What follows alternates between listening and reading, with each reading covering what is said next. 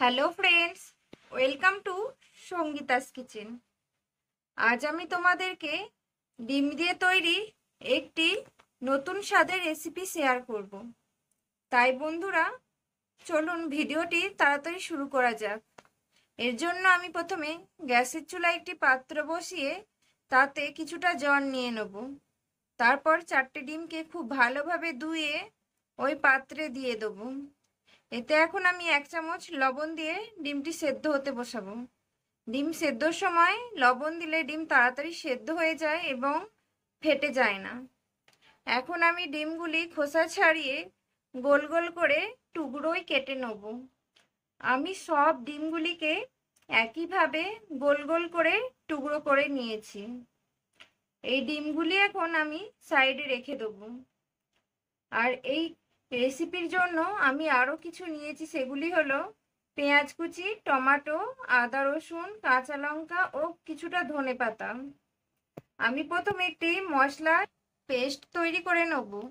এই জন্য আমি প্রথমে একটি মিক্সির জারে ভালোভাবে ধুয়ে নিয়ে ধনেপাতা দিয়ে দেবো।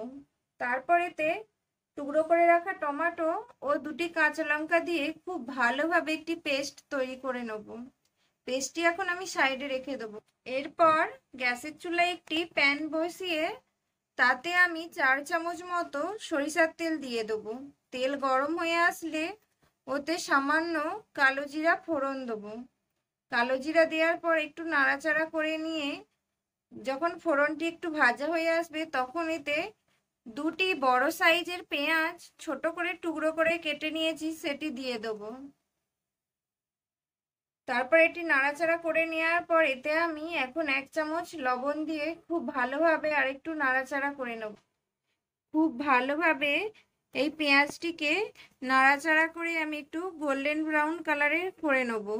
যখন পেঁয়াজটি গোল্ডেন ব্রাউন কালার হয়ে আসবে তখন এতে আমি গ্রেট করে রাখা আধা চামচ রসুন দিয়ে দেবো। রসুন দেওয়ার পর এটিকে খুব ভালোভাবে নাড়াচাড়া করে পেঁয়াজের সাথে মিশিয়ে নেব। এটি ভালোভাবে একটু ভাজা হয়ে আসলে তখন আমি এতে গ্রেট করে রাখা হাফ চামচ আদা দিয়ে দেবো। আপনারা চাইলে আদা রসুন পেস্ট দিতে পারেন। সব কিছু দেওয়ার পর এটিকে আমি ভালোভাবে নাড়াচাড়া করে একটু ভেজে নেব যাতে আদা রসুনের কাঁচা গন্ধ চলে যায়। এটি খুব ভালোভাবে নাড়াচাড়া করার পর এতে আমি আগে থেকে পেস্ট করে ধনেপাতা, কাঁচা লঙ্কা ও টমেটোর পেস্টটি দিয়ে দেবো। এই পেস্ট দেওয়ার পর আমি এখন এটি হাই ফ্লেমে একটু ভালোভাবে নাড়াচাড়া করে কষিয়ে নেব। এটি খুব ভালোভাবে নাড়াচাড়া করে কষিয়ে নিতে হবে যাতে টমেটোর কাঁচা গন্ধ চলে যায়। তারপর আমি এটিকে ঢাকনা চাপা দিয়ে 1 মিনিট লো ফ্লেমে হতে দেব। 1 মিনিট পর ঢাকনা খুলে আমি এটিকে আরেকটু নাড়াচাড়া করে কষিয়ে নেব। তারপর এতে আমি 1 চামচ লঙ্কার গুঁড়ো, হাফ চামচ হলুদ গুঁড়ো ও হাফ চামচ জিরা গুঁড়ো দিয়ে খুব ভালোভাবে নাড়াচাড়া করে এই মশলার সাথে মিশিয়ে নেব। এই সব কিছু ভালোভাবে মিশিয়ে নেওয়ার পর আমি এটিকে ঢাকনা চাপা দিয়ে লো ফ্লেমে 1 মিনিটের জন্য রেখে দেবো। এখন দেখুন মশলা থেকে তেল ছেড়ে আসছে। এই সময় এই মশলাতে জল দিয়ে দেবো কিছুটা। খুব বেশি জল ব্যবহার করব না, কারণ এটি আমি খুব বেশি গ্রেভি রাখবো না। আপনারা গ্রেভি বেশি পছন্দ করলে জলটা একটু বাড়িয়ে দিতে পারেন। তারপর এটি ঢাকনা চাপা দিয়ে আমি কিছুক্ষণের জন্য হতে দেবো, যতক্ষণ না এটি ফুটে আসে। গ্রেভিটি ফুটে আসলে ঢাকনা খুলে এখন আমি একটু নাড়াচাড়া করে নেব। তারপর ওতে টুকরো করে রাখা ডিমগুলি দিয়ে দেবো। ডিম দেওয়ার পর আমি হালকা হাতের সাহায্যে এটিকে মশলার গ্রেভির সাথে মিশিয়ে নেব। মিশিয়ে নেওয়ার পর এতে আমি হাফ চামচ গরম মশলা দিয়ে দেবো। গরম মশলা দেওয়ার পর সেটিকেও আমি হালকাভাবে মিশিয়ে নেব।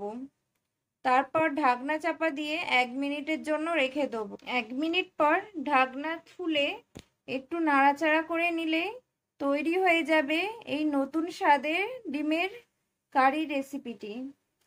আর এই রেসিপিটি তোমরা গরম ভাত, রুটি, পরোটা, ফ্রাইড রাইস সব কিছুর সাথেই পরিবেশন করতে পারো। এই রেসিপিটি একবার অবশ্যই বাড়িতে বানিয়ে ট্রাই করতে পারো তোমরা। এই রেসিপিটি এতটাই টেস্টি হয় যে একবার বানালে বারবার বানিয়ে খাবে। আর রেসিপিটি তোমাদের কেমন লাগলো কমেন্ট করে অবশ্যই জানাবে। ভালো লাগলে একটি লাইক ও চ্যানেলটিকে সাবস্ক্রাইব করে পাশে থাকার অনুরোধ জানাচ্ছি বন্ধুরা। আজকের মতো ভিডিওটি এখানেই শেষ করছি। ধন্যবাদ।